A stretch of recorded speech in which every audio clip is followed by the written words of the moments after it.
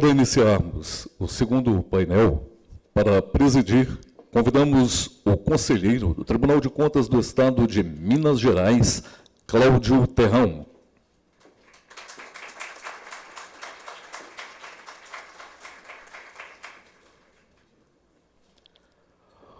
Convidamos também o Procurador-Geral do Ministério Público de Contas de São Paulo, presidente do Conselho Nacional de Procuradores Gerais de Contas, Tiago Pinheiro Lima.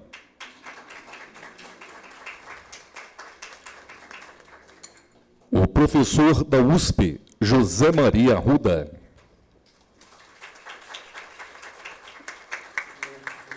E o professor da UFMG, Onofre Alves Batista Júnior.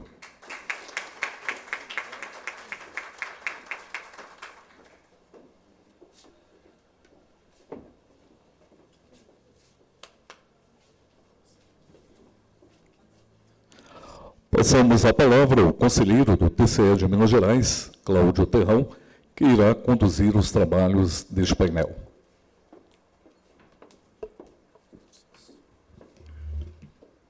Bom dia a todos. Primeiro, gostaria de agradecer ao convite feito para participar deste painel, presidi-lo. Eu faço, em nome do conselheiro Sebastião Ovescio, a organização. Estou muito feliz por estar presente aqui diante de amigos professores, alguns deles, como é o caso do professor Onofre, a quem eu tenho a oportunidade, o prazer de conviver há muito tempo, sempre aprendendo, nos seus infindáveis livros, com uma produção fabulosa. O amigo Tiago, que também convivo já há um bom tempo no sistema de controle externo, e com o professor José Maria Arruda, da Universidade de São Paulo, também uma grande referência no tema. Bom, eu vou passar imediato, para não atrapalhar, a palavra ao professor Tiago Pinheiro Lima, Procurador-Geral do Ministério Público de Contas, do Tribunal de Contas de São Paulo, para falar sobre administração pública contemporânea, e, em seguida, farei alguns comentários e, obviamente, passaremos aos demais pronunciamentos do dia. Professor Tiago, com a palavra.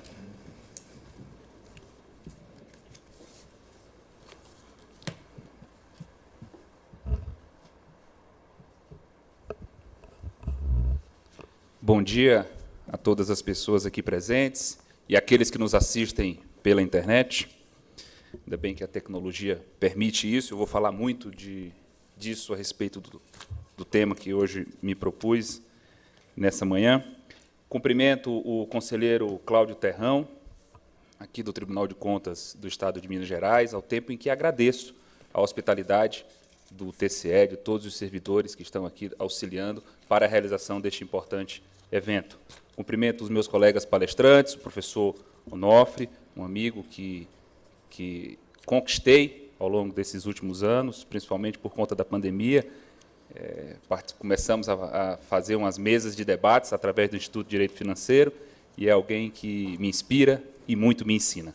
Cumprimento também o professor José Maria Arruda, professor da Universidade de São Paulo, uma referência também, principalmente no tema que ele vai trazer hoje, a respeito de renúncias fiscais. Cumprimento a todos os meus colegas procuradores que estão hoje aqui presentes, aos conselheiros, ao conselheiro Edilberto, acho que ele deve ter dado uma saída, ele falou do frio, eu sou do Piauí. E lá em São Paulo, eles questionam a minha condição de nordestino, porque eu gosto do frio. E eu digo para eles que eu já passei muito calor na minha vida. E digo que só não reconhece a luz quem nunca viveu a escuridão. Bom dia, senhores. Eu quero iniciar essa fala questionando a vocês sobre qual é o tamanho ideal de Estado que cada um de vocês deseja. Possivelmente, eu e vocês, que aqui estão presentes, temos uma condição financeira que nos possibilita não precisar dos serviços públicos essenciais prestados pelo Estado. E temos uma inclinação natural a, talvez, defender um Estado liberal, mínimo. Contudo, do outro lado, nós temos milhares de crianças que frequentam 8.000 escolas no Brasil sem água potável. Esse dado é assustador. Ele é do censo do INEP de 2021. Nós temos 8.000 escolas, professor Scarfe, que agora eu cumprimento, também presidente do Instituto de Direito Financeiro, é o grande organizador desse evento, foi ele que conseguiu unir a todos nós, o TCE de São Paulo, o TCE de Minas, aqui também cumprimento o amigo, conselheiro Sebastião Elvésio, também grande responsável por esse evento. Então, todas essas instituições, e eu menciono a eles a importância desse evento, porque une a academia, a Universidade de São Paulo e a Faculdade de Direito da Universidade Federal de Minas Gerais, com os tribunais de contas, com o sistema de controle externo, também capitaneado pelo Instituto Rio Barbosa, que trabalham empiricamente com essa matéria tão relevante que é o direito financeiro. Além dessa conquista recente, professor Scarfe, que o senhor participou, de levar o direito financeiro para a grade curricular das faculdades de Direito, eu também menciono que nas últimas emendas à Constituição, né, se você pegar aí as 10 ou 12 últimas emendas à Constituição da República, pelo menos metade delas são relacionadas diretamente com o direito financeiro e daí a sua importância. Voltando para o tamanho do Estado brasileiro, eu mencionava para vocês um dado que, para mim, foi assustador quando eu tive contato com ele. 8.000 escolas no Brasil não possuem acesso à água potável. E, no primeiro momento, como eu sou procurador do Ministério Público de São Paulo, eu já imaginei que em São Paulo nós não teríamos esse tipo de problema. Claro, está faltando água potável, provavelmente lá na região norte, na região nordeste, que eu conheço bem, né? Eu sou do Piauí, sei como é a precariedade das escolas naquela região. Imaginei que em São Paulo isso não existia. Mas, quando recebi os dados, no âmbito do projeto Sede de Aprender, que nós fazemos parte, 48 escolas, professor Scarfe, no estado de São Paulo, não possuem água potável para as crianças beberem. E 2 delas, numa cidade grande da região metropolitana de São Paulo, não tem sequer água para as crianças beberem. Então, para essas pessoas, o Estado brasileiro ele é extremamente importante. E nós percebemos isso agora, no pleito eleitoral. Essa foi a grande... Não foi uma grande discussão, porque os candidatos não conseguiram avançar em temas, mas o resultado eleitoral mostra isso. Há uma divisão de classes no Brasil, em que alguns defendem o Estado mínimo e outros defendem o Estado máximo. O próprio tema desse evento, quando trata de direito financeiro e cidadania, traz essa dicotomia. Nós podemos observar, no âmbito do direito financeiro, um debate a respeito do ajuste fiscal. E, no âmbito da cidadania, a concretização dos direitos fundamentais. Então, há sempre essa pujante discussão. Agora, qual seria o tamanho ideal para o Estado? Um Estado eficiente, que atenda bem ao cidadão e preste serviços públicos adequados? Seria esse o caminho? E como chegar nele? Nós temos, ultimamente, uma grande discussão. Agora, passado o primeiro turno da eleição, o presidente da Câmara dos Deputados voltou à discussão a respeito da reforma administrativa. Uma reforma maquiavélica, dura, em que busca uma série de normativos que certamente vão prejudicar a atividade pública. Essa discussão de reforma administrativa ela não é nova, né? A primeira grande reforma administrativa ocorreu no governo de Vargas, né? Com a padronização da administração material, com a questão do planejamento, o orçamento como uma peça de planejamento, a própria criação do DASP, que o professor Zé Roberto Afonso mencionou, do controle da gestão de pessoas. Depois, no governo Castelo Branco, veio uma segunda grande reforma administrativa que resultou no Decreto-Lei 200/67, que até hoje nós usamos, e nesse decreto já tratava expressamente do princípio da eficiência, a despeito de, na realidade prática, isso não acontecer. Na Constituição de 88, nós tivemos um programa, um modelo, um compromisso democrático no Pacto de 88, que foi calcado em 4 grandes princípios. O princípio da legalidade, o princípio da impessoalidade, o princípio da moralidade e o da publicidade. De certo modo, ao longo desses últimos 30 anos, esses princípios foram concretizados, quer seja porque a Constituição estabeleceu, deu instrumentos para isso, o mandado de segurança, a ação civil pública, a própria ação popular, são instrumentos que o cidadão, ou o Ministério Público, ou as entidades da sociedade civil podem utilizar para a concretização desses princípios que foram estabelecidos no artigo 37. O próprio Supremo Tribunal Federal, com a súmula vinculante 13, concretiza o princípio da impessoalidade. No âmbito da transparência, há a lei de transparência, que foi fundamental para a transparência ativa e passiva. Na questão da moralidade, há a lei de improbidade administrativa. Então, o arcabouço normativo, inclusive empírico, prático, do ponto de vista de concretização desses princípios, foram bem atendidos ao longo desses 30 anos. Ocorre que foi necessário, com a emenda constitucional 19 de 98, uma nova reforma administrativa, no sentido de dar realce ao princípio da eficiência. E ali se estabeleceu uma série de mecanismos para que o Estado pudesse prestar um melhor serviço à sociedade. E eu entendo que não há necessidade de uma nova reforma administrativa. Nós já temos um modelo normativo que precisa ser concretizado, com 2 pontos essenciais que eu falarei em seguida, que é, primeiro, a Lei 14.129, que traz a Lei do Governo Digital, e, segundo, a revisão periódica do gasto público. Eu acho que o professor Marcelo até mencionou rapidamente a respeito disso. Então, são esses os 2 pontos básicos que eu entendo necessários para aprimorar a estrutura administrativa e prestar um melhor serviço para a sociedade. Nos últimos 200 anos, nós tivemos grandes transformações da humanidade.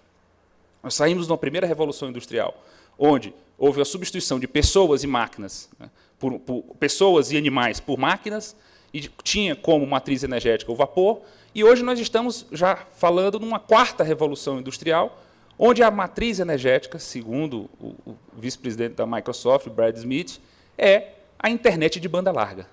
É esse espaço virtual que nós estamos convivendo e que a pandemia acelerou muito a necessidade de serviços digitais e desse modelo eficiente através de mecanismos tecnológicos. A própria ONU, na Agenda 2030, tem uma meta, a 9C, que incentiva a utilização de tecnologia para aprimorar a prestação de serviço público. E o Brasil adotou.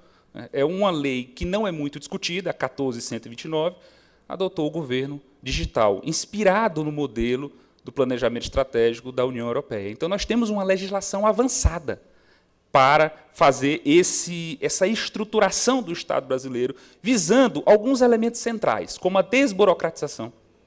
Nós temos uma herança portuguesa de muita burocratização e de não confiança nas pessoas. E esse é um dado interessante. Foi publicado em janeiro desse ano um relatório da OCDE dizendo que o Brasil, nós temos um índice baixíssimo de confiança nas pessoas e nas instituições. O nosso índice é de 4%, é menor do que o da Venezuela.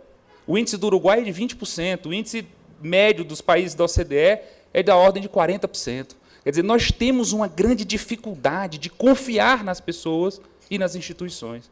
Então, a lei do governo digital, ela vem para desburocratizar, para dar acesso à transparência, para incentivar a criação de laboratórios de inovação no âmbito do setor público. E tudo isso visa o quê? Aumento de produtividade, conselheiro Gilberto Diniz. Essa produtividade que o professor Marcelo falou agora há pouco, que torna a nossa renda per capita tão baixa. Nós lemos e discutimos isso já há um bom tempo. Por que a nossa produtividade, a produtividade do trabalhador brasileiro, ela é 1/4 do trabalhador americano?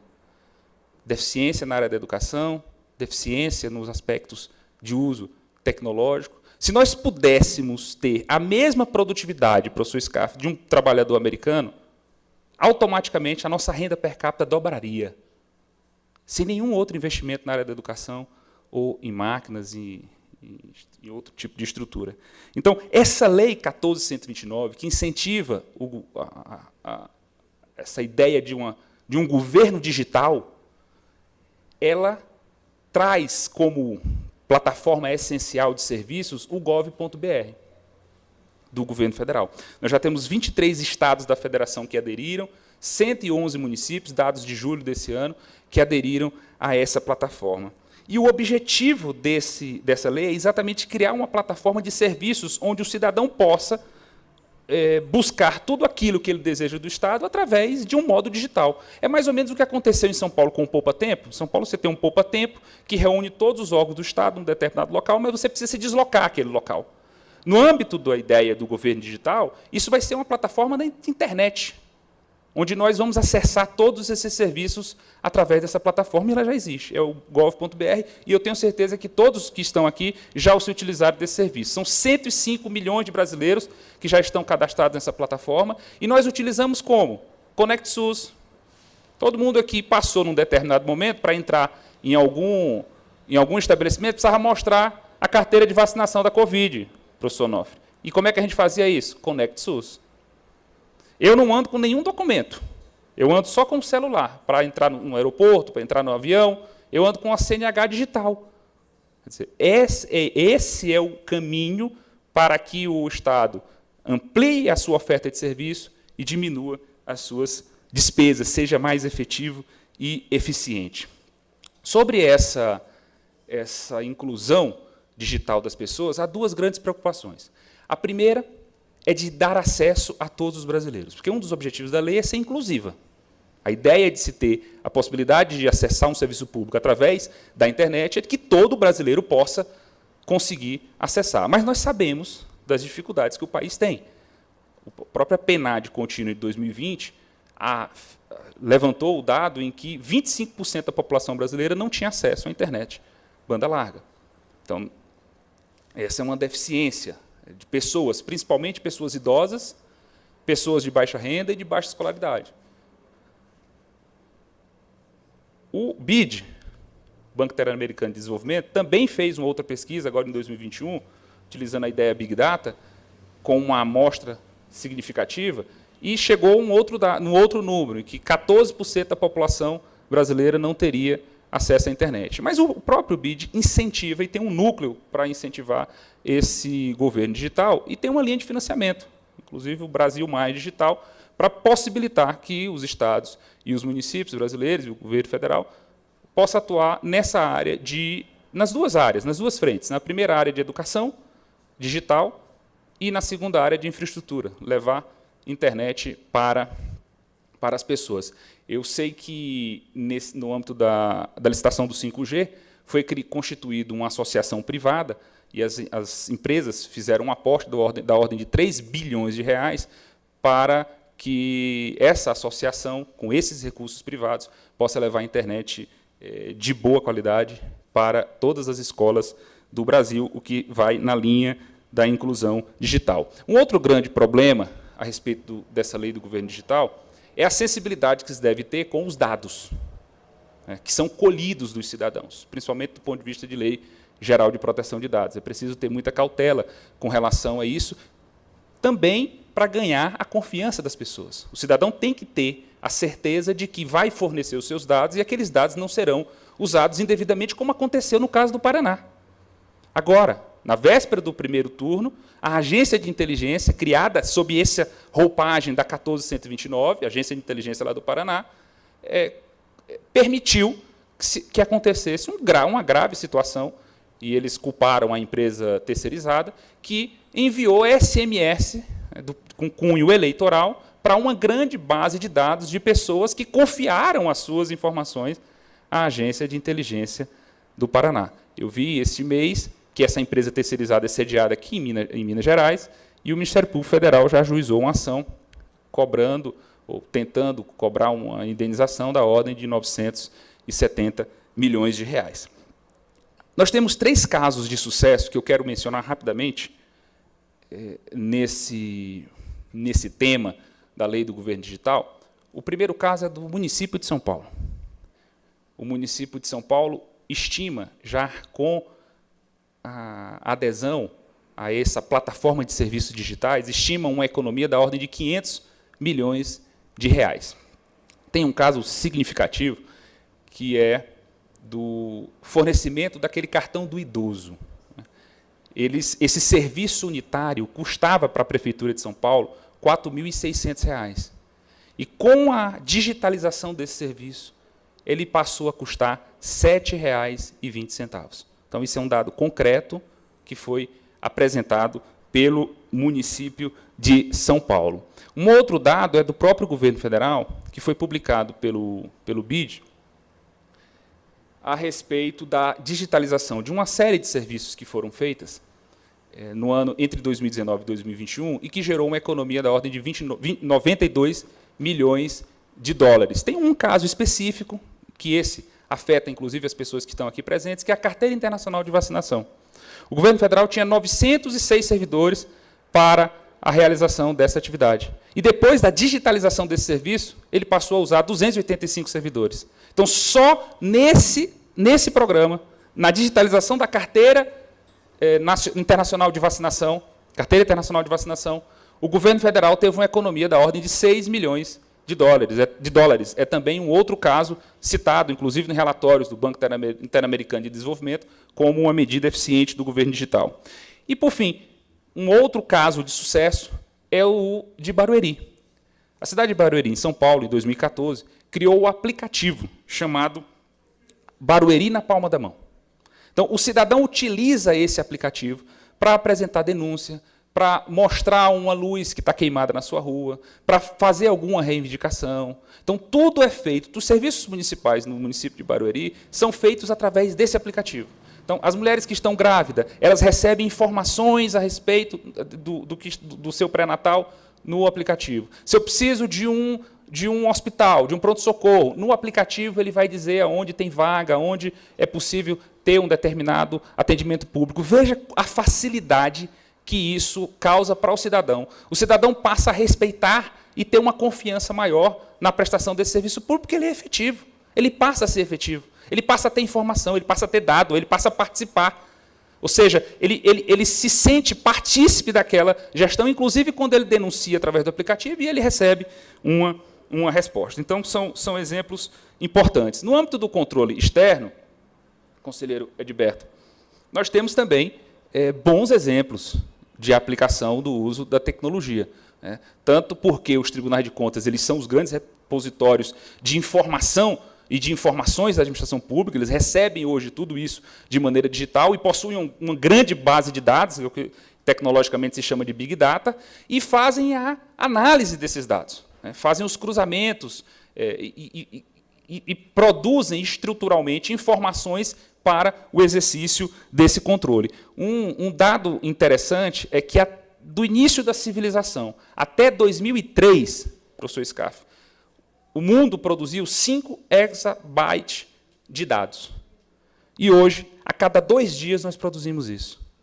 Então, a evolução ela é significativa. E, no âmbito do controle externo, mais ainda. Em São Paulo, nós temos um aplicativo também, chamado Fiscaliza com o TCE, em que as pessoas mandam informações de possíveis irregularidades que acontecem no Estado, no seu município. O Tribunal de Contas do Estado de São Paulo também tem uma plataforma importante de divulgação de transparência, o Portal de Transparência Municipal, onde o cidadão pode acessar todos os dados da execução orçamentária, das contratações que estão sendo feitas, o portal da plataforma fiscal, o portal do controle do terceiro setor. Então, nós temos um portal que leva imediatamente à sociedade todas as informações a respeito de repasses e execuções que estão sendo feitas no âmbito do terceiro setor.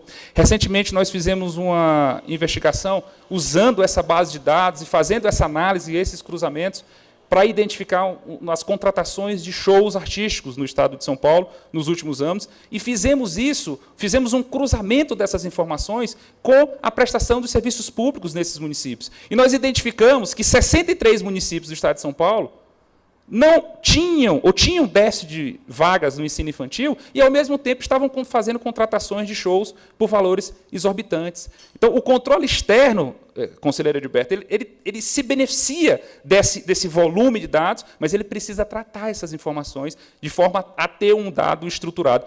estruturado que possa viabilizar o que terminou acontecendo em São Paulo. O Tribunal de Contas do Estado de São Paulo, a partir de uma provocação do Ministério Público, expediu uma recomendação com uma série de parâmetros que foram levantados nessa investigação. Eu citei o caso das escolas com déficit de ensino infantil, mas tem outras situações. O município decretou calamidade financeira. Nós pegamos 3 municípios que decretaram calamidade financeira e estavam fazendo contratações de shows artísticos com valores absurdos. Então, veja, aqui o foco foi diferente. Nós, num primeiro momento, não estávamos buscando aferir a economicidade dessa despesa. O que nós fizemos, com base de dados, com a Big Data que o tribunal tem, com todas as informações que o sistema Aldesp, que é o sistema eletrônico do Tribunal de Contas do Estado de São Paulo, possui, foi fazer o cruzamento para verificar se o município não estava cumprindo com as suas despesas constitucionais, dos serviços essenciais, e, em contrapartida, estava fazendo despesas não obrigatórias. Um outro exemplo interessante, no âmbito do Poder Judiciário, é o projeto Victor, do Supremo Tribunal Federal, em que é uma inteligência artificial que faz a análise dos recursos extraordinários. O ministro Toffoli, num determinado momento, quando estava na presidência, ele mencionou até o tempo. Ele disse que o que se levava 40 minutos para se fazer manualmente, o software faz em 5 segundos. Num outro momento, eu até questionei o professor Scarf, o que é que nós vamos fazer com os 75 mil oficiais de justiça que nós temos agora com o processo eletrônico. O processo é digital. A intimação é eletrônica. A comunicação sai imediata. E nós temos 75 mil oficiais de justiça no Brasil. Eu acho que o primeiro ponto, do ponto de vista de planejamento, é não fazer mais nenhuma contratação. E tentar treinar essas pessoas para adaptar em outras áreas. E, por fim, o último tema que eu quero abordar com vocês, que é o outro tópico, né? Eu falei da questão da lei do governo digital, a 429, e, de outro lado, uma reforma que nós precisamos fazer no modelo de administração contemporânea brasileiro é utilizar o mecanismo da revisão periódica do gasto público. 28 estados, o professor Marcelo, que estava aqui, sabe bem disso, 28 países dos 38 da OCDE já utilizam esse mecanismo. E o que significa esse mecanismo? É um instrumento institucionalizado que faz a avaliação de efetividade do gasto público, para saber se aquele gasto está atingindo as finalidades para a qual ele foi instituído. Tem um exemplo clássico que os economistas usam, que é a comparação do abono salarial com o Bolsa Família. O abono salarial ele custa algo em torno de 23 bilhões ao Estado brasileiro e alcança 1,6 milhões de pessoas. O abono salarial é uma espécie de 14º salário para quem já tem carteira assinada, para quem recebe até 2 salários mínimos. 2 salários mínimos é um valor alto? Não, não é. Esse valor é importante para a pessoa? É importante. Mas será que nós não temos outras políticas públicas que estão faltando dinheiro e esse valor poderia ser carreado para elas se nós fizéssemos uma revisão periódica de avaliação desse gasto? Porque o Bolsa Família, em contraposição com os dados de 2021, ele custava 34 bilhões de reais, mas ele alcançava 13 milhões de famílias. Hoje nós temos 33 milhões de pessoas passando fome e gastamos 23 bilhões de reais com o abono salarial. É essa a discussão que o Brasil precisa fazer. E a revisão periódica do gasto público, que já foi aprovada no Senado Federal, no projeto de lei 428, é um projeto do senador José Serra, foi aprovada por unanimidade, que hoje tramita na Câmara Federal, ela vai institucionalizar essa revisão. Mas precisa ter essa lei aprovada para que os órgãos de controle e a administração pública possam fazer essa revisão? Não, não há necessidade. É evidente que a lei vai dar segurança jurídica para a realização desse procedimento administrativo. Mas isso já é possível e tem, inclusive, amparo constitucional. A emenda constitucional 108, ela acresceu o parágrafo único ao artigo 193 para dizer que a administração pública deve fazer a avaliação, o monitoramento e o acompanhamento das despesas públicas, inclusive utilizando a participação social. E a emenda 109, logo em seguida, acresceu o parágrafo 16 ao artigo 37, dizendo que é um dever constitucional fazer essa avaliação de políticas públicas. Portanto, existe um arcabouço jurídico, inclusive constitucional no Brasil, para autorizar essa revisão periódica do gasto público. Portanto, senhores, eu agradeço o convite, professor Onofre, professor Scarf, Infelizmente, o debate público brasileiro hoje ele está capturado pelos extremos, mas nós precisamos, com bom senso, com equilíbrio, buscar o meio-termo aristotélico. Muito obrigado.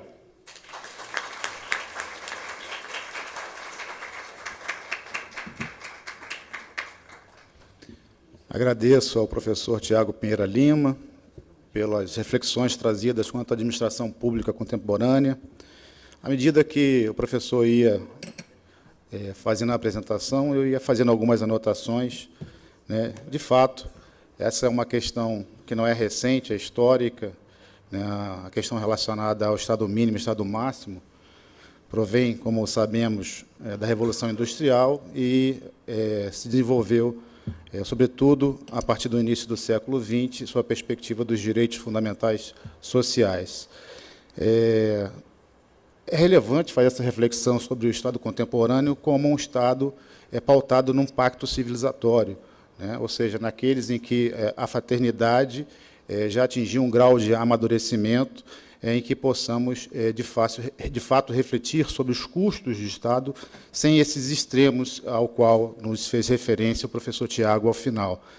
Realmente, estamos vivendo um momento muito complexo da humanidade, em que os extremos não têm produzido novas ideias, pelo contrário, têm trazido à tona velhas ideias, velhas discussões, inclusive essas sobre Estado mínimo e máximo, pautada, como ficou referido aqui, em relações de custo público, de despesas públicas, né?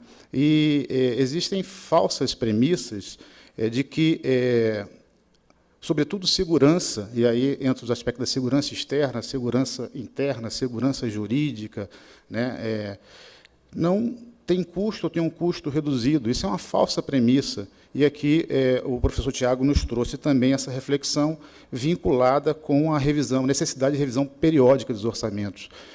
Para quem acompanha o orçamento, por exemplo, da União, vai ver que há uma decisão política, né, de um aumento substancial, por exemplo, em segurança externa. Será que a nossa sociedade realmente quer isso? Quer um aumento substancial, por exemplo, no orçamento das Forças Armadas? Ou será que nós precisamos, nesse momento, resolver problemas de água, como nos trouxe aqui a reflexão o professor Tiago? Então, isso é uma questão, obviamente, de natureza ideológica e política, né, que precede, por óbvio também, a questão da efetividade da política pública, mas ela é fundamental, porque, seja como for, seja os direitos e liberdades, pautados sobretudo na segurança, seja os direitos fundamentais, e aí eu vou ficar em 2 pontos, saúde e educação, eles, obviamente, que precisam de recursos para que eles sejam prestados. E eu, pessoalmente, não gosto dessa lógica das prestações negativas para os direitos de liberdade, prestações positivas para os direitos sociais. Eu acho também isso uma falsa premissa, né? Todos envolvem custos e, obviamente, que isso são prestações positivas do Estado. A partir daí, se o Estado vai executar esse serviço diretamente ou através de outros parceiros privados, aí já é um outro ponto a ser analisado, né? E, de fato, a tecnologia nos traz, hoje, pelo menos mais um ponto de reflexão, que é a redução de gastos, pelo menos na atividade meio, como nós temos observado. Agradeço ao professor Tiago, como disse, pelas reflexões que nos trouxe, e passo agora a palavra ao professor José Maria Arruda, né, que vai tratar de outro tema fantástico também, que é renúncias fiscais.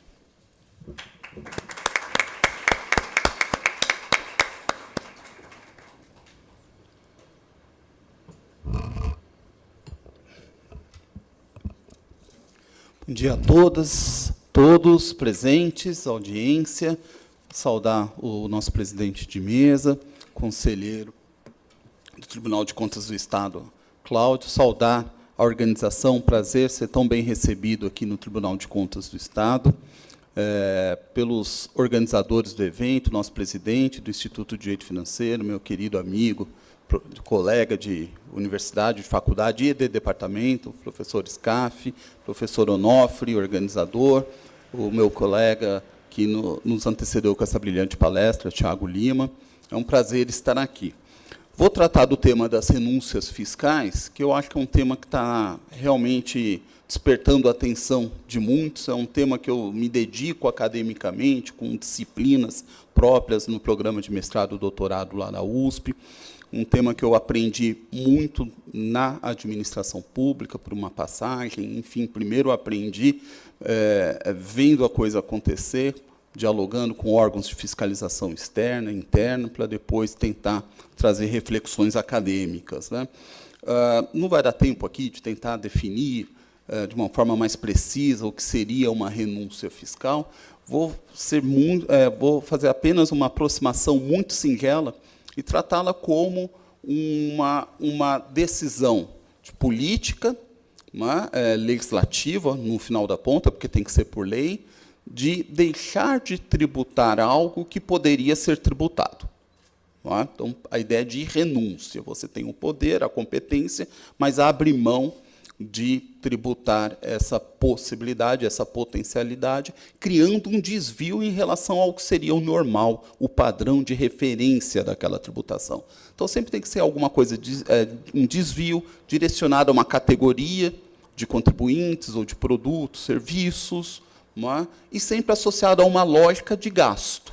Aquilo que poderia ser um gasto direto na despesa pública passa a ser indiretamente uma indução de comportamento.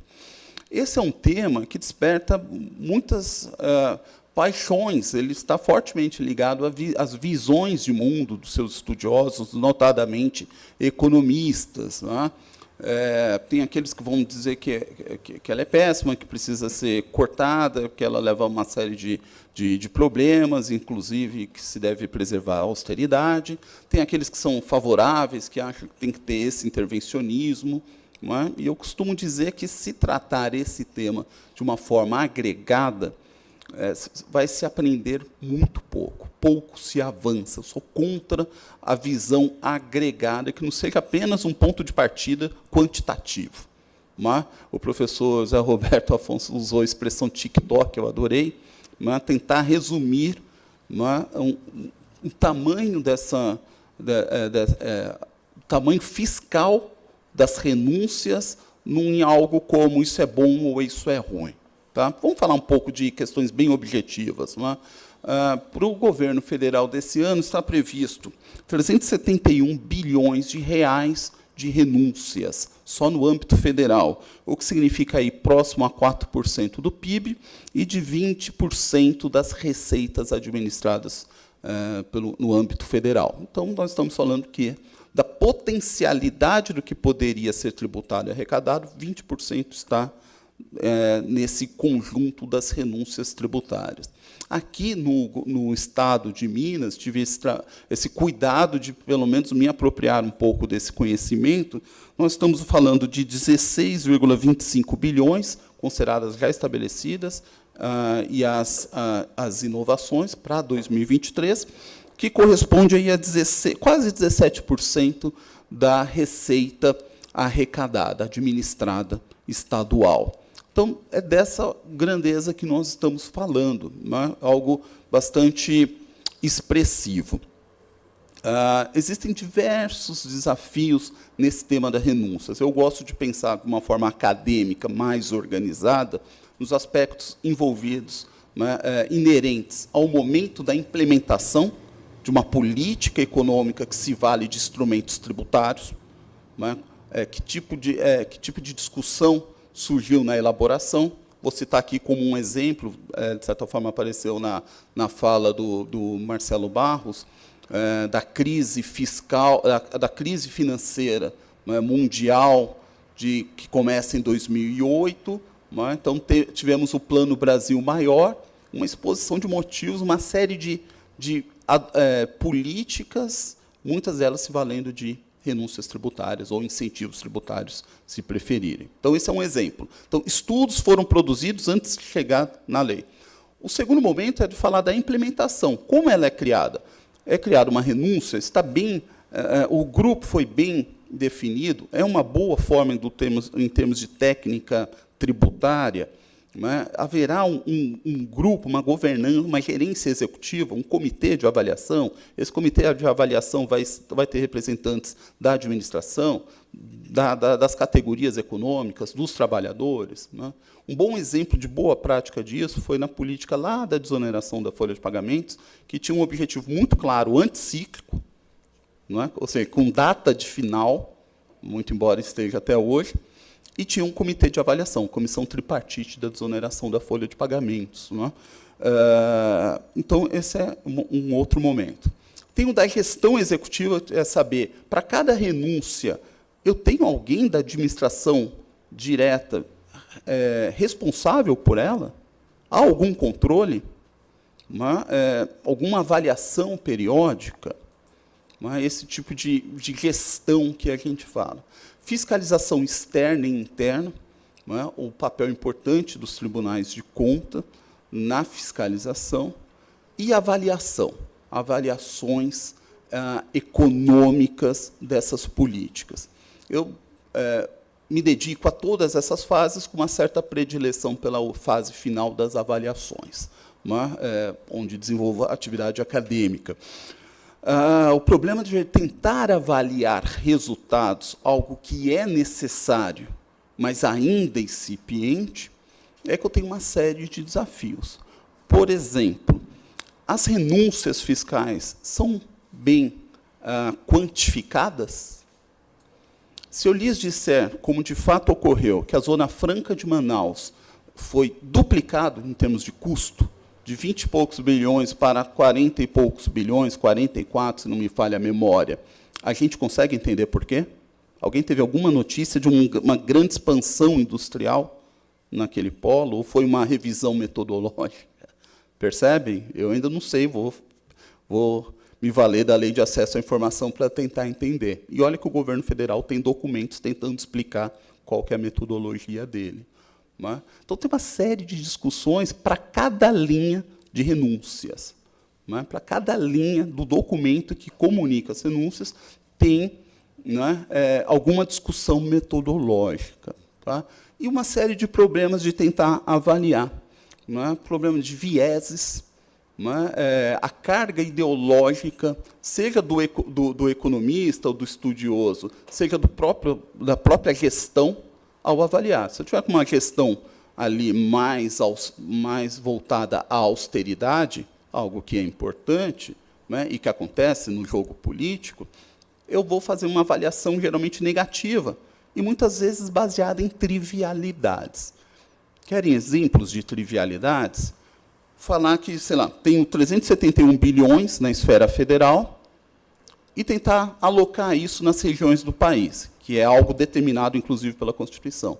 Daí eu falo, há uma certa concentração no Sudeste. Isso é importante como dado preliminar? É um dado preliminar, mas ele é preliminar. Se você fizer uma política industrial e falar que há uma concentração do Sudeste, isso é ponto de partida, isso não é avaliação. Porque se você quiser espalhar indústria no país, aí você vai ter que... E o caminho for pelo instrumento fiscal tributário, então você vai ter que criar políticas de longo prazo, estruturantes, para tentar desenvolver a industrialização em outras regiões. Mas, vejam, você não pode criticar o instrumento por si só, porque ele está concentrado. Mesma coisa em questão de política de trabalho, de emprego. Não é? Ou falar que é uma enorme concentração no norte, porque eu tenho Zona Franca de Manaus. Então, são vários desafios que eu não vou continuar aqui, porque eu não quero ficar nessa dimensão específica das avaliações econômicas governamentais. Mas há um desafio. Eu sou um fã ardoroso de saber que o governo se preocupe em fazer boletins de avaliação. Sou o primeiro a defender, divulgar, discutir com alunos na universidade. Eu acho que tem que ter esse papel da universidade de trazer para dentro, se apropriar desse conhecimento. Não é? O que não me impede de criticar, cada vez que sai um boletim, muitas vezes esse tipo de trivialidade. Não é? Outro exemplo, as deduções do imposto de renda estão concentradas nas classes econômicas mais elevadas. Não é? Para quem está acostumado, como eu, estudar o que é renda no país, o 10% de renda superior no país, o cacife de entrada nesse grupo seleto é baixíssimo. Nós estamos falando de menos de 3 salários mínimos. né? É altíssimo para o Brasil. Mas no imaginário popular, a gente imagina um grande clube, né, de bilionários fumando charuto depois do golfe, né? Então, quando há uma expressão falando, olha, essas isenções e deduções estão sendo apropriadas por camadas de renda superior, ela deixa de avaliar uma outra informação, que é boa parte da população do Brasil não paga imposto de renda, porque está na faixa de isenção. Então, do que nós estamos falando? Outro exemplo, né, certas deduções são decréscimos de renda, assim como ter filho. Né, quem tem filho sabe, faz com que a gente perca a renda. Né, algumas deduções são simplesmente gastos para se chegar ao que é renda, e não renúncia. Tá? Poderia continuar aqui, como eu fico na USP, um semestre. Tá? Mas eu queria falar de outro ponto. Fiscalização externa, porque eu estou no Tribunal de Contas do Estado e eu queria aproveitar essa oportunidade para trocar ideias. Tá?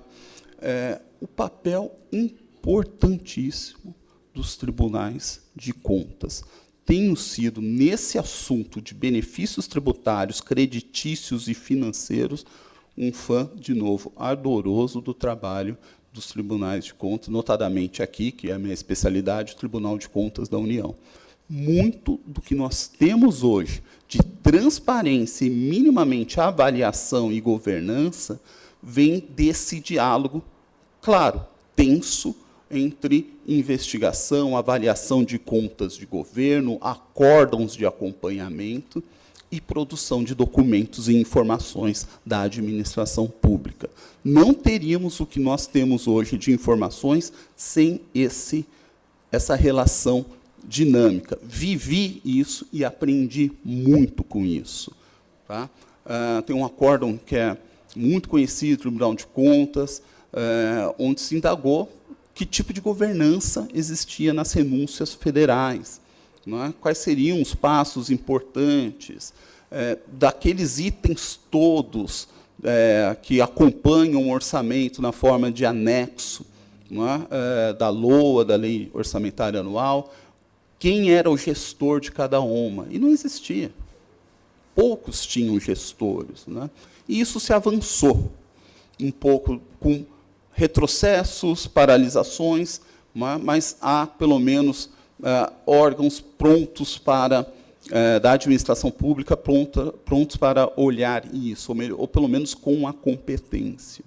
E por que eu falo isso? Eu falo porque esse é o momento para nós avançarmos nos entes subnacionais, desenvolvermos esses debates também nos estados e nos municípios. Num determinado momento, porque estava envolvido numa pesquisa junto à Escola de Economia da FGV, da qual sou professor também, sobre avaliação econômica da Zona Franca de Manaus.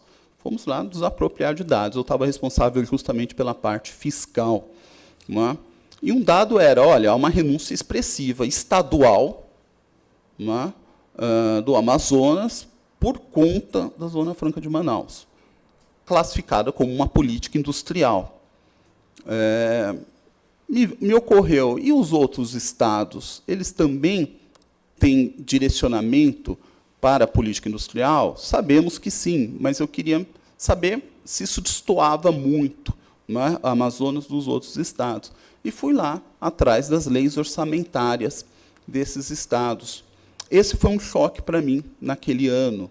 Isso aí deve ter sido uma pesquisa de 2016, 2017. Ela está publicada, tá? Se jogar Zona Franca de Manaus, Arruda, GV, chega lá, no site da FGV. E o que eu vi foi o quê? Era sempre assim, 2 páginas nas leis, tá, orçamentárias dos estados. Uma falando das renúncias fiscais. A segunda era uma planilha de 1 página, que mais ou menos ficava em 10% ali de renúncia.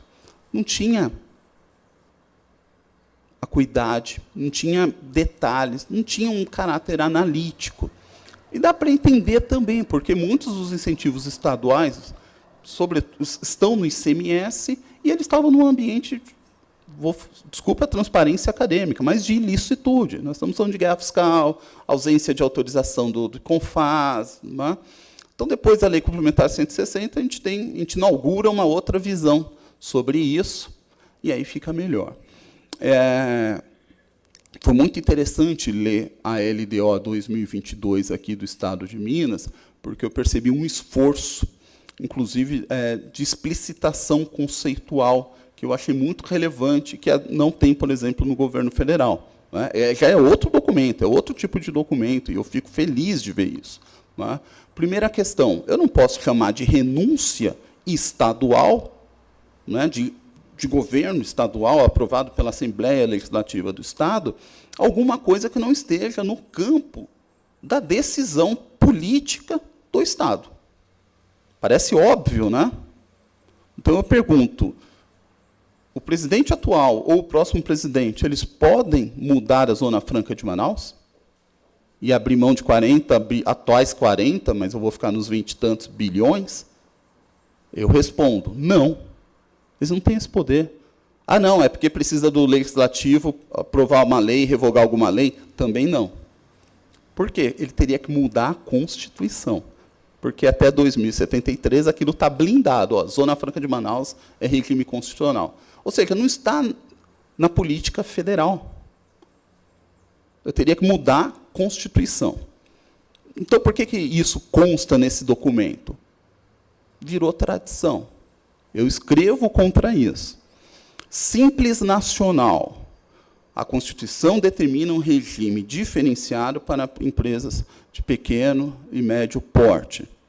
Ela determina que seja um diferenciamento. Então, o desvio já não é simplesmente um desvio, é o sistema de referência.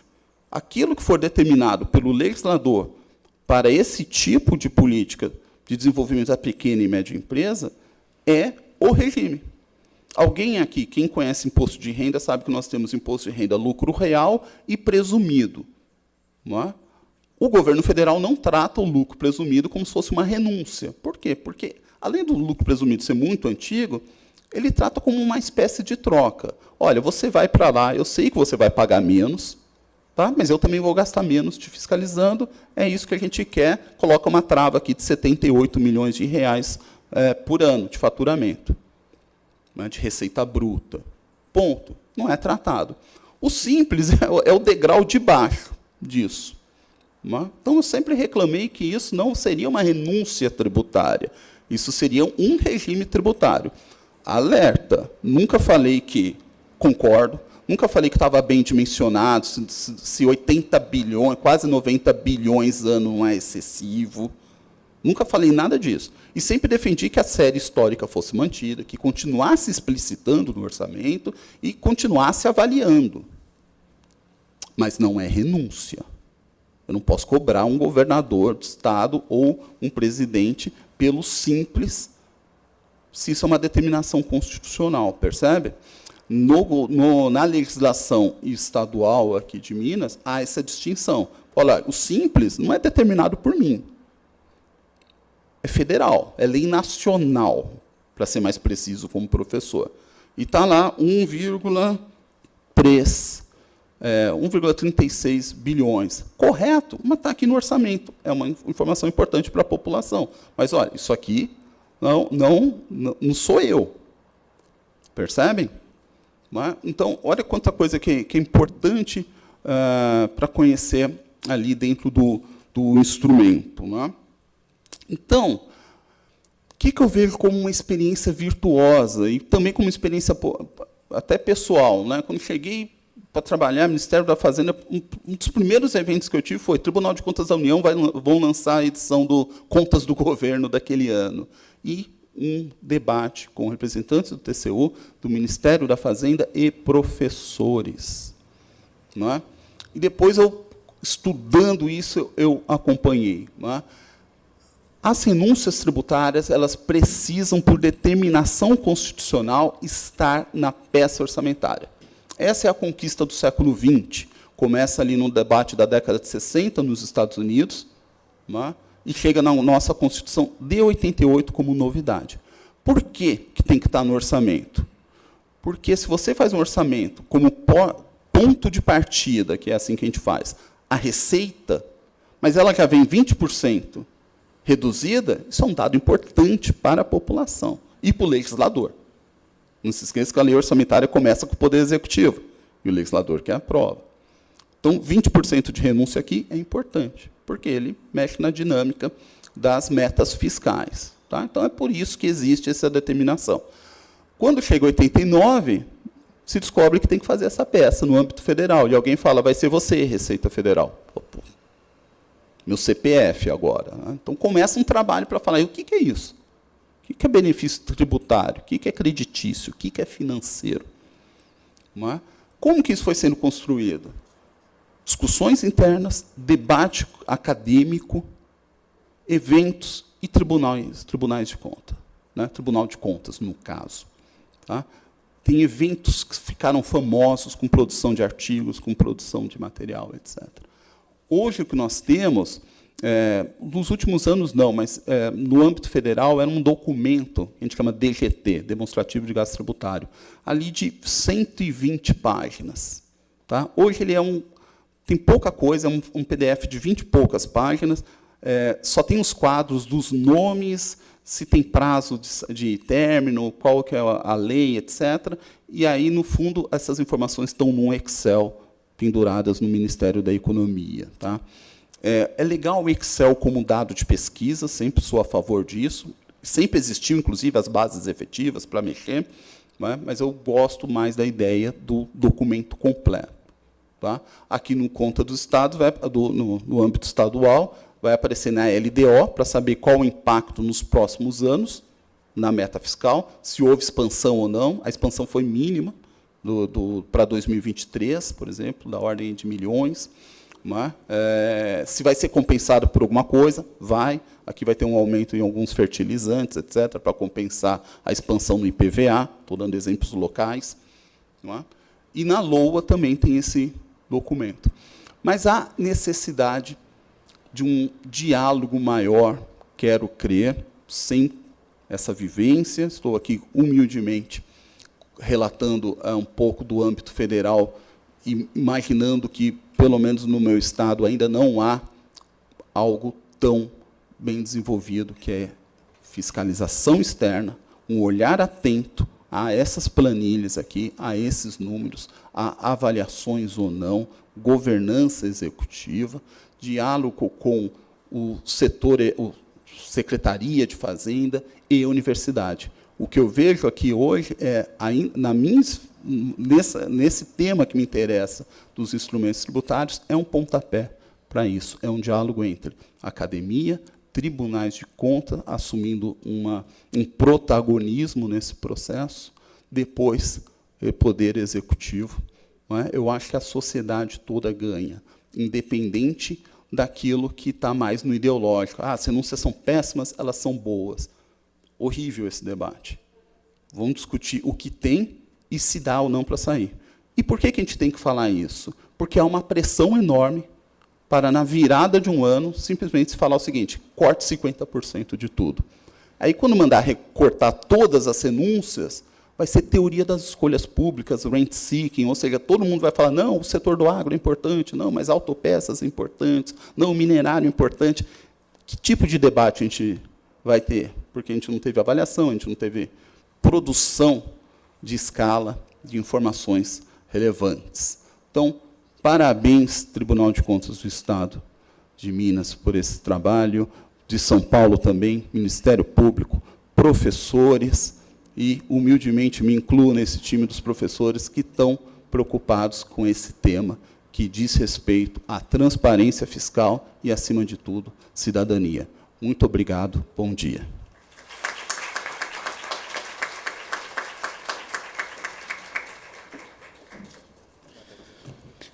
Agradeço ao professor José Maria Arruda. Realmente um tema extremamente complexo, e ele aponta desafios para o controle externo. Gostaria de dizer que o controle externo tem estado atento a esse tema, em especial à gestão fiscal como um todo. A Tricom em 2018, editou a resolução número 2, que fala exatamente sobre as diretrizes para a fiscalização da gestão fiscal, dando aí um direcionamento aos tribunais de contas para aprofundar, né, na gestão fiscal como um todo, e um dos pontos que constam nessa diretriz, como diretriz também, é exatamente a análise das renúncias fiscais. E, de fato, é um problema extremamente complexo, né? O professor acabou de fazer uma diferenciação entre renúncias que eu rotulo de heterônomas, né? Ou seja, as autônomas e heterônomas, e ele as qualificou como um sistema tributário, de fato, mas que tem trazido para alguns estados, e Minas Gerais é um deles, problemas seríssimos, seríssimos. Nós tivemos a oportunidade, em 2011, de fazer uma parceria com a academia, aqui em Minas Gerais, com o IPEAD, para aprofundar um pouco a lógica da gestão fiscal, e, em especial, a questão relacionada à tributação e às renúncias fiscais, ou seja, essa parceria com a academia, para aprofundar no tema. E, já naquela oportunidade, nós suscitamos uma série de complexidades aqui no âmbito do Estado, que tem ainda uma economia razoavelmente primarizada, porque dependente, sobretudo, da base minerária, né, e, em função disso, exposta a políticas heterônomas fortes no âmbito da União, como foi o caso da instituição, por exemplo, da Lei Candir, né, e eu estou aqui com o colega Onofre, que batalhou muito para buscar essa compensação no âmbito da União, e também a questão dos royalties, né, e o professor Scaff, inclusive, recentemente, escreveu um texto em que, lá em 2011, nós já havíamos feito uma referência, professor, sobre a necessidade de afetação dos recursos dos royalties, né? Então, em 2011, nós já tínhamos encaminhado para o Estado uma recomendação nesse sentido, para que nós pudéssemos, de fato, observar os efeitos, não só econômicos, mas também no plano da sustentabilidade, enfim, questões que envolvem maiores complexidades. Esse processo não finda. Estamos diante hoje de como resolver os problemas dos impactos, por exemplo, dessa nova, vamos chamar assim, renúncia heterônoma, relacionada ao ICMS, né, dos combustíveis, em função da definição da essencialidade no âmbito da União. Enfim, são questões, de fato, realmente complexas. Os tribunais de contas estão atentos, e essa parceria com a academia é extremamente importante, e será muito bem-vinda esse estreitamento com a academia, para que nós possamos resolver essas questões. Então, agradeço ao professor José Maria Arruda, né, pelas reflexões, e passo a palavra ao professor Onofre Alves Batista Júnior, professor dos meus filhos na Universidade Federal de Minas Gerais. Já foi, né? Agora já estão todos advogados, graças a Deus, que vai falar um pouco sobre administração pública e controle.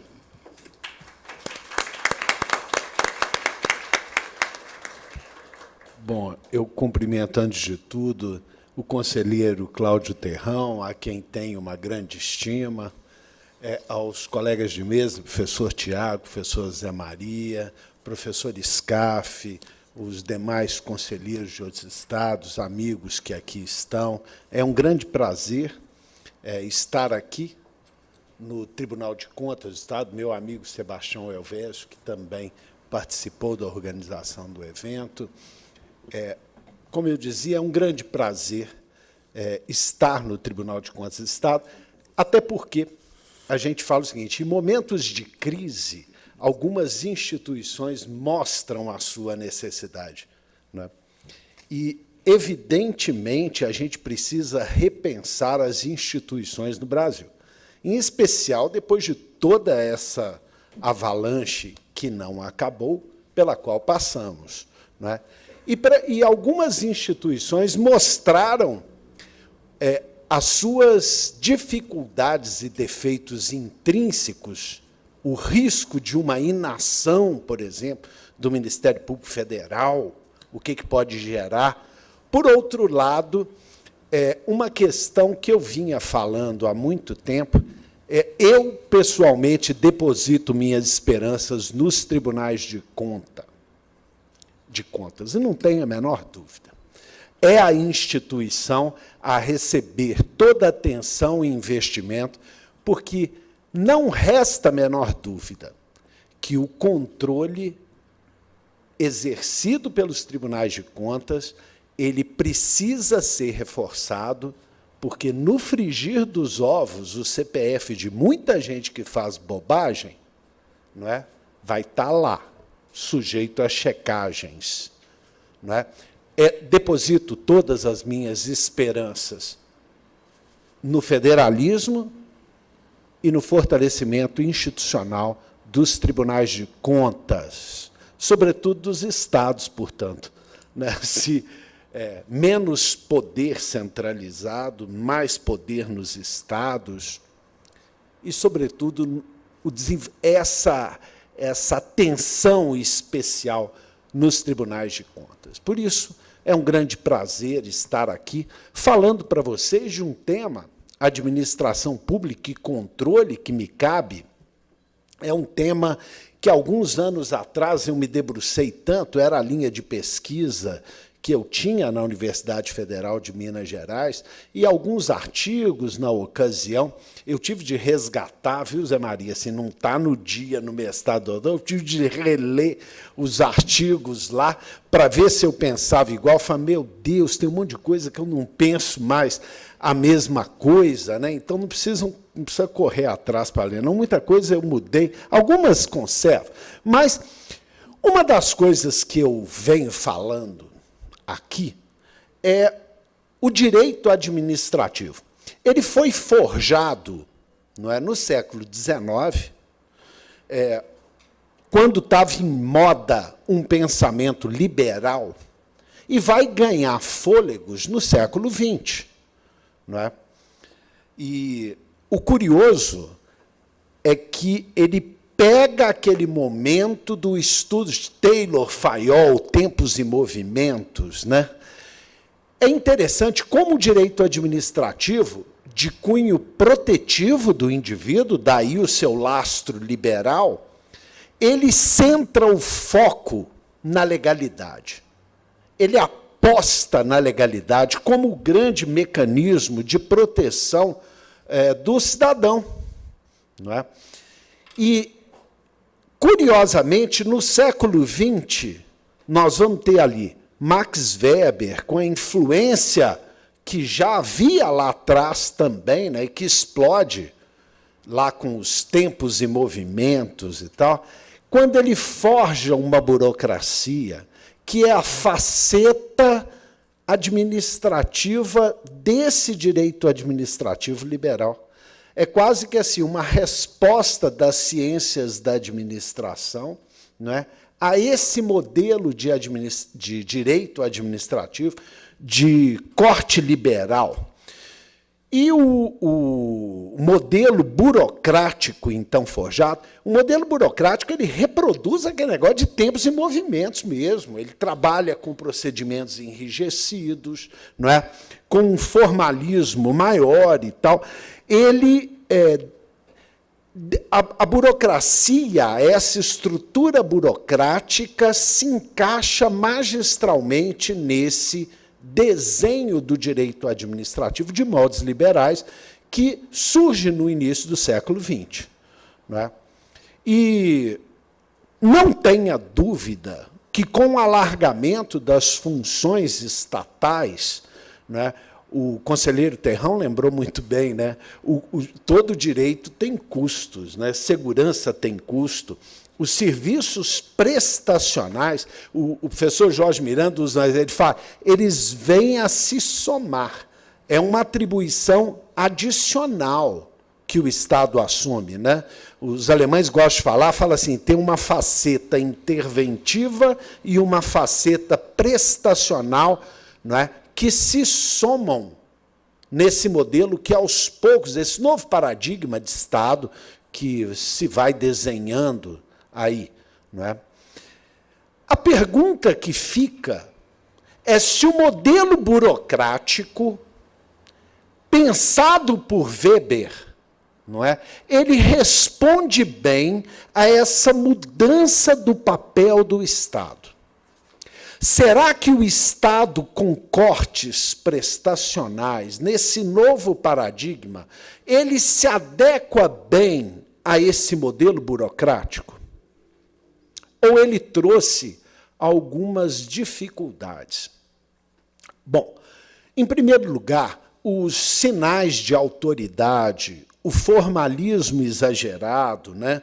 Os procedimentos enrijecidos que foram trazidos no modelo burocrático exatamente para evitar corrupção, impessoalidade, para dar um tratamento uniforme pela administração, evitando o clientelismo. Isso é típico desse modelo burocrático, né? Ele começa a ter algumas dificuldades nessa mudança de paradigma do Estado. Não é? Nesse sentido, é aquilo que eu dizia, todo direito tem custos, mas a modelagem administrativa começou a enfrentar alguns problemas, sobretudo no que o Giannini chama de Estado pluriclasse. Essa sociedade complexa da modernidade líquida, tudo muito fluido, se movimentando demais, não é? Nós não podemos falar hoje, o feixe de interesses públicos é assustador. Não é? Eu me recordo, eu estou falando ainda no final dos anos 90, quando foram fazer a Ponte Vasco da Gama em Lisboa. Não tinha acordo. Fala o departamento de trânsito que é aqui, mas aqui passa em cima de uns patos que tinha lá, que não podia morrer, uns quero-quero. Aí não pode ser lá por causa do meio ambiente, não pode ser acolá por causa do Ministério das Estradas, o outro não pode. Ou seja, o feixe de interesses públicos tornou o processo decisório absolutamente complexo. Não é? Existem interesses públicos num espectro ultravariado, numa sociedade hipercomplexa, onde as soluções são dinâmicas e mudam constantemente. O que vai encontrar esse modelo burocrático? Determinadas situações críticas, onde aqueles procedimentos enrijecidos viraram legalismo estéril, onde seguir as normas postas pela burocracia se transformou num grande problema. Não é? É nesse sentido que autores como Diogo de Figueiredo, Moreira Neto, eu me recordo, ele falava assim, 3 modelos de administração. Regaliana, interesse do rei, depois falava num estatismo, numa administração burocrática com interesse do Estado, e proclamava uma nova administração gerencial, moderna, democrática, interesse da sociedade. Talvez esse tipo de preocupação não seja o essencial. O problema é que a realidade estava complexa e o modelo burocrático não conseguia dar reformas. E o que a gente assiste nos movimentos, não é, de modernização eram modismos. Fuga para o direito privado, sai todo mundo correndo para lá. Isso me lembra muito um barco no oceano, quando fala, vai afundar, está todo mundo de um lado, aí corre para o outro. Corre para o outro lado que vai resolver o problema. Vira aquela tragédia, não é, posta pelos modismos, que é o que a gente via, saía privatizando tudo, arrebentando tudo. O conselheiro Cláudio Terrão falou uma coisa extremamente importante. Você fala assim, eficiência pública e eficiência privada. Como que eu vou comparar a eficiência pública com a eficiência privada? A privada, eu me recordo um caso de um hospital. Não é? Você fala assim, um hospital privado de excelência, ele começa a vender muito serviço e tal, ele aumenta o preço, aumenta a clientela, o input aumenta, ele aumenta o preço, ele retroalimenta o sistema. Um público, hospital de excelência, enche de gente lá para atender, mas a decisão do input é orçamentária. Eles falam assim, o problema é político. o mecanismo não se alimenta da mesma forma. Ele corre o risco de aumentar a demanda e deixar de ser um hospital de excelência, porque não teve o input orçamentário. A eficiência pública não tem nada a ver com a eficiência privada. E ela serve em alguns momentos, funciona em alguns momentos, e não funciona em outras. O problema de público ou privado, né? Um dia desse eu brincava, eu que vivi a vida inteira no mundo público e hoje me aventuro no mundo privado, é assim, a corrupção privada é muito pior do que a pública. Se os CEOs soubessem o que os administradores e diretores deles fazem, se os acionistas soubessem o que os CEOs fazem, a verdade é que são modelos distintos. E nós temos de adequar conforme o caso concreto. E pode ser que a solução não seja permanente, se a solução é pública ou privada. É um problema de eficiência administrativa. Vai ver que é por isso que no caput do artigo 37 consta lá o princípio da eficiência. Ora, olha todo esse desenho que eu dizia burocrático diante dessa realidade complexa, mutante, onde temos de ter eficiência. Você fala assim, o modelo pensado de controle, ele acaba tendo de acompanhar toda essa mudança de complexidade. Daí, eu tenho dúvidas se temos um modelo de administração gerencial, se temos um modelo... Nós temos uma complexidade enorme, temos de aprender a lidar com essa complexidade. Tem situações que vai entrar na OCDE, você, de repente, vai ter que fazer ajustes que modificam toda a visão. A única certeza que nós temos de ter é que a mudança é permanente e cada vez mais rápida, e nós temos de nos adaptar. O poder de adaptação é fundamental, sobretudo nos órgãos de controle, enxergar a realidade mutante. Aí, um dia desse, eu falava, um dia desse não, tem muito tempo, falava assim, deve ter uns 10 anos um dia desse, Cristina, que você vai assim, um dia desse é um tempão atrás, né? Aí falava assim, então o modelo burocrático morreu. Eu falei, não, mas eu não falei nada disso, não. Você está correndo para o outro lado do barco. Vai virar. Quem falou que morreu? Não morreu nada, não. Falei, mas você está falando que não morreu? Claro que não. Na generalidade dos casos, o modelo burocrático serve e serve muito bem. Mesmo os manuais, os procedimentos enrijecidos, atendem muito bem. Eu não estou falando nada disso, não. Senão, de repente, fazem rasga os manuais, esquece os procedimentos, deixa... Não. Longe disso. Na generalidade dos casos, o modelo burocrático funciona, gera eficiência pública, gera moralidade, gera isonomia e funciona muito bem.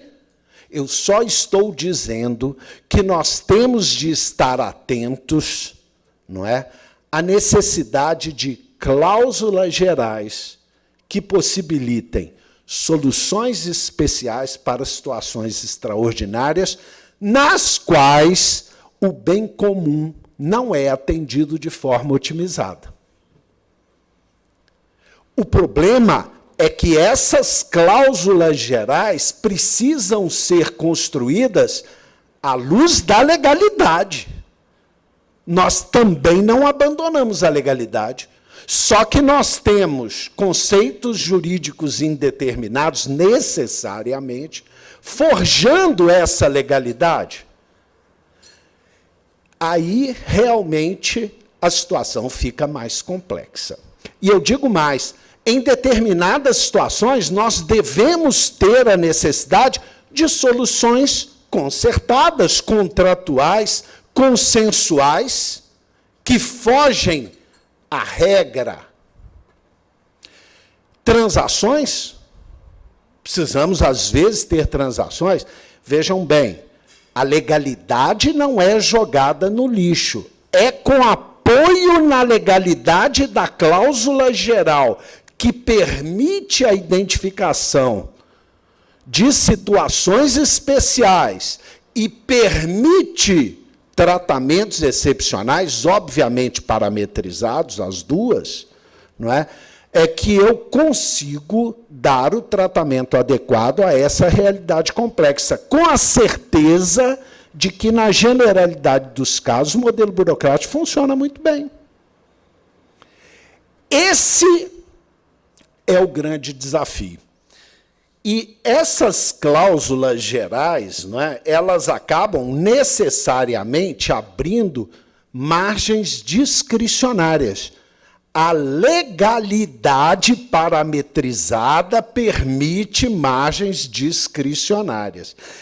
Nesse sentido, é o que nós chamamos de flexibilização responsável para que se consiga o melhor interesse público possível. Agora, quando a gente lê o Dromi, né, o argentino Dromi, ele fala assim, mais governo e mais controle.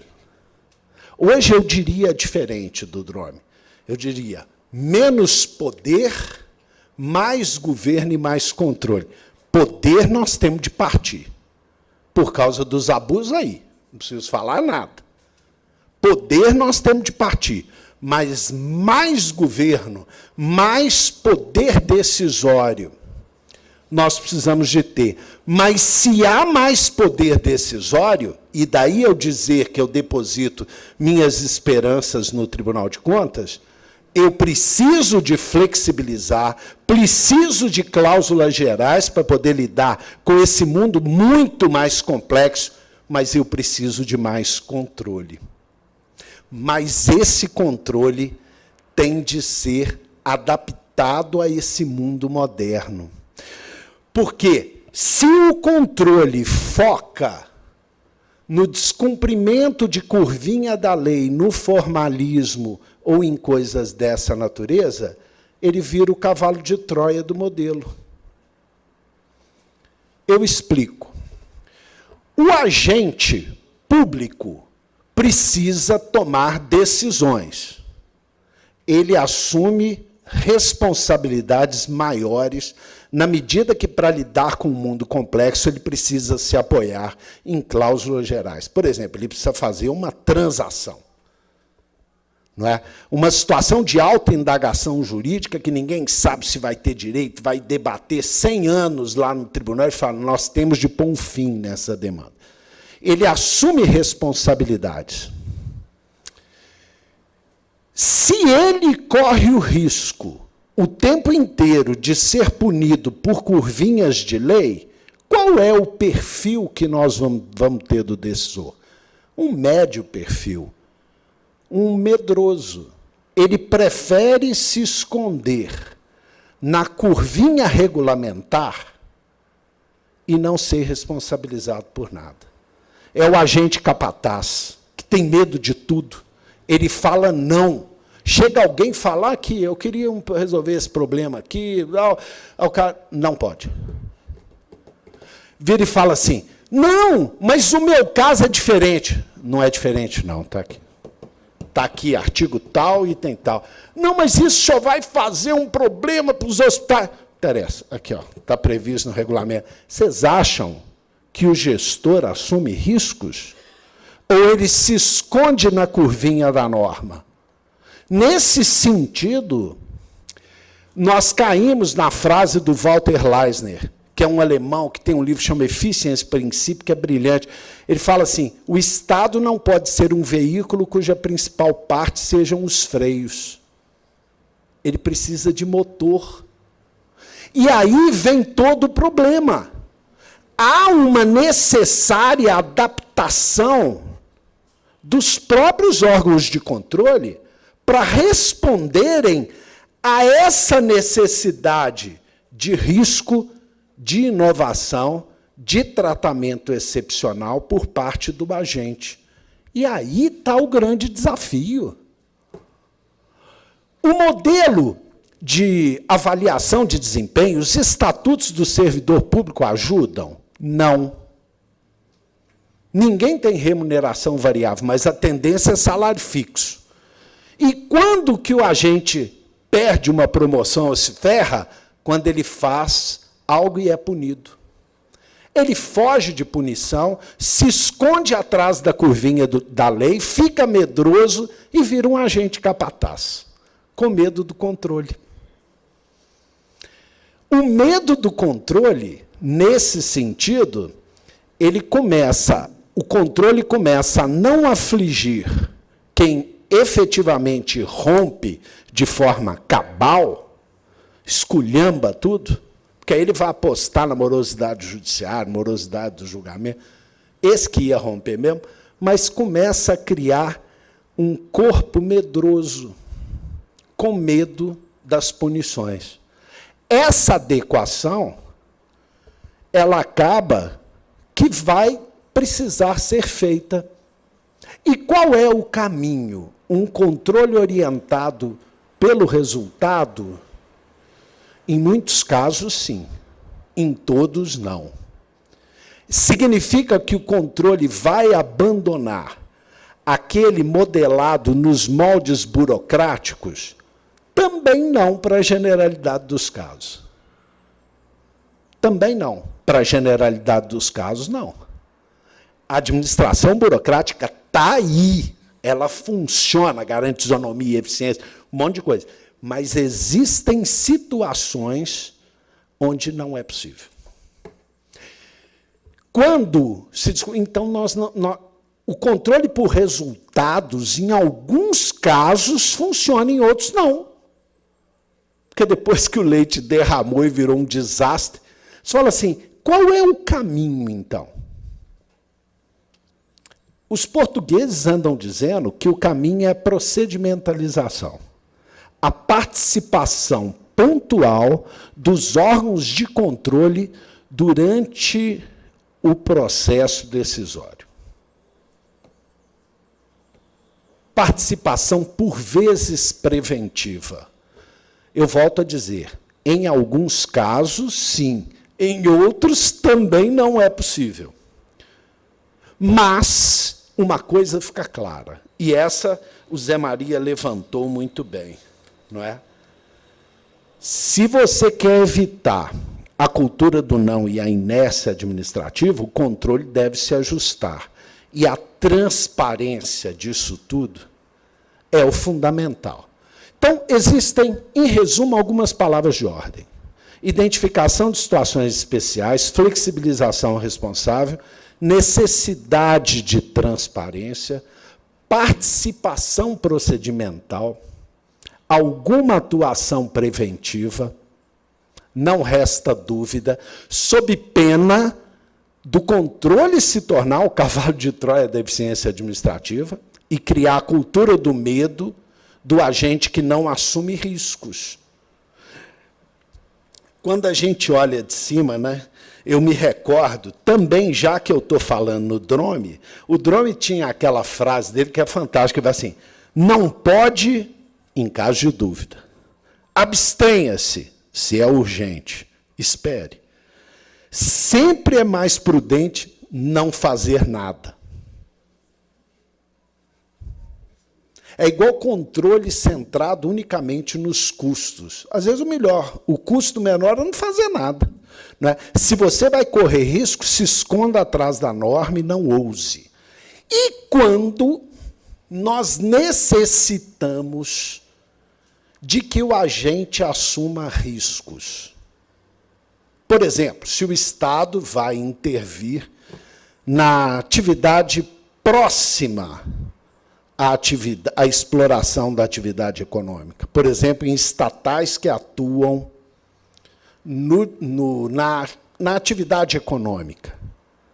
Você fala assim, eu mando para o modelo privado? Às vezes, não. Não vai funcionar. Às vezes, eu preciso ter controle. O problema é como esse controle vai se dar. Porque se ele coloca em risco a capacidade do gestor de inovar ou de assumir riscos, e se ele está em competição com o privado, que usa e abusa disso, o modelo vai fracassar. É nesse sentido que, hoje, Uma série de questões acontece. Vocês viram a lei de introdução ao direito brasileiro, coloca observe o momento, ou então o artigo 90 da 13.303 cria o tal do princípio da deferência, né, o Business Judgment Rule. Você fala assim, o controle quando em jogo atividades econômicas, desempenho de atividades econômicas estatais, ele deve ser o mais contido possível.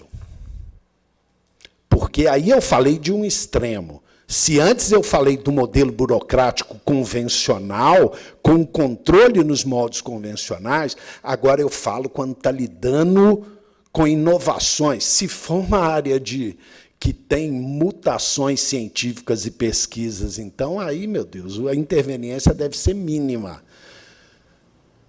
Resultado final, depois dessa parafernália de reflexões aqui, que a gente, no frigir das contas, vai dizer frigir dos ovos, né? As contas não frigem, não fritam, só depois.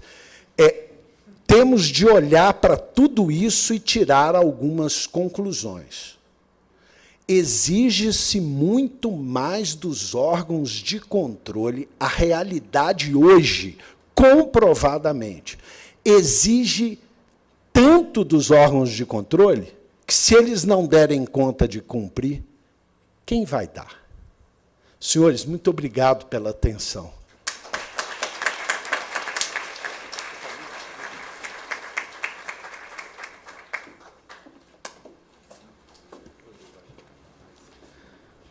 Agradeço ao professor Onofre por essa reflexão, que também não é nova, mas sempre se renova, né? Sempre se renova. E eu vou buscar aqui numa palavra, professor Onofre, a sua esperança no modelo de controle. Eu acho que ela tem tudo para se converter em realidade. Eu estou muito otimista e gostaria de passar esse otimismo para todos que nos escutam, né? Hoje, o controle externo, o modelo de controle, ele tem se adaptado, e aqui nós temos a liderança, presidente do IRB, né, e também a Tricom, que tem feito um grande trabalho em termos de capacitação, o IRB, e em termos de sistematização, a Tricom, na proposta de se buscar um modelo de controle, por exemplo, das efetividades da política pública, que, obviamente, sai um pouco do que foi abordado aqui, né, já que o que se abordou aqui foi uma perspectiva mais de conformidade dentro do modelo burocrático de Weber, né, ou seja, da burocracia disfuncional, e que, de fato, acaba produzindo, eu anotei aqui, a cultura do medo, em função de uma visão legalista, formal, né, em que a administração precisa ficar ali naquela linha imaginária do que seria a norma positiva. Então, de fato, isso é algo também que nós temos trabalhado bastante. E também, nesse modelo de controle de conformidade, eu também estou otimista e esperançoso, porque o Tribunal de Contas ele tem promovido os chamados diálogos institucionais, né? Tem hoje tribunais de contas que já trabalham com as chamadas mesas técnicas, que é algo também que já está se difundindo pelos tribunais de contas do Brasil, né, que é exatamente isso que foi dito, é trazer a consensualidade interpretativa para o caso concreto, né, para se trabalhar, eu não diria nem a excepcionalidade do caso, mas a singularidade do caso, porque a situação da excepcionalidade é uma situação que não precisa nem muita reflexão, basta raciocinar com, enfim, o estado de necessidade, né? A norma, obviamente, que ela é criada para um padrão geral e não para as excepcionalidades. Mas o Tribunal de Contas ele tem se preocupado com isso e tem desenvolvido o que a gente tem aqui rotulado de função pedagógica ou função indutora. E, mais uma vez, nesse sentido, eu ressalto a preeminência do conselheiro Sebastião Ovesio, que há muito tempo também vem levantando essa bandeira, a bandeira do controle e a bandeira de uma burocracia funcional, né? Ou seja, de uma burocracia em que os processos de trabalho sejam, de fato, racionais, né? E que se adaptem à dinâmica social. Okay? Isso é que é importante. Então, eu gostaria, mais uma vez, de agradecer aos professores, ao professor Tiago, ao professor José Maria Arruda e ao amigo professor Onofre pela participação, pelas exposições, pelas reflexões que nos trouxeram, e a todos que nos escutam, e dou por encerrado esse painel, né, saindo daqui feliz por ter aprendido um pouco mais com essas cabeças maravilhosas que fazem o nosso direito financeiro evoluir. Obrigado a todos. Os nossos agradecimentos ao conselheiro do TCE de Minas Gerais, Cláudio Terrão, pela condução dos trabalhos. Agradecimentos novamente pelas apresentações ao Procurador-Geral do Ministério Público de Contas de São Paulo, presidente do Conselho Nacional de Procuradores Gerais de Contas, Tiago Pinheiro Lima, os palestrantes também, professor da USP, José Maria Arruda, professor da UFMG, Onofre Alves Batista Júnior. Nossos agradecimentos pela participação e a todos presentes no auditório e também que nos acompanham virtualmente. Nosso muito obrigado pela presença neste primeiro Congresso Internacional de Direito Financeiro e Cidadania. Encerrando assim as atividades desta manhã, retornaremos com o próximo tema às 15 horas. A todos pela presença até o momento. Muito obrigado. Um bom almoço.